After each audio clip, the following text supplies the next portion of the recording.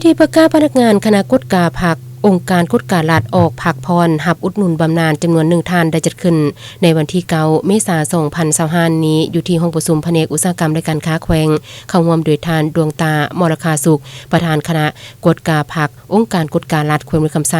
มีคณะประธานพนักงานภายในคณะกฎกาผักองค์การกฎการรัฐแขวงและภาคส่วนที่เกี่ยวข้องเข้าร่วมในพิธีได้รับฟังการขึ้นผ่านข้อตกลงของท่านเจ้าแขวงมือคำไซฉบับเลขที่146/คบส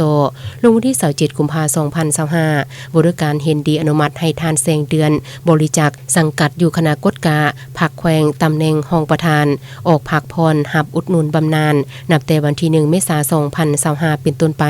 รวมอายุการได้35ปีพร้อมทั้งมอบให้ภายการแขนงการที่เกี่ยวข้องปฏิบัตินโยบายต่อกับผู้เกี่ยวตามระเบียบการในทุกด้าน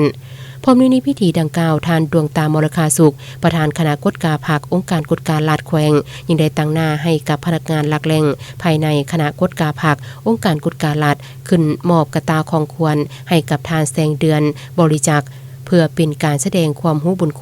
คุณงามความดีที่ท่านได้เอาใจใส่จัดตั้งปฏิบัติเวียกงานอย่างมีผลสำเร็จตลอดระยะ35ปีผ่านมาจนได้เข้าหับอุดหนุนบำนาญอย่างสมเกียรติในครั้งนี้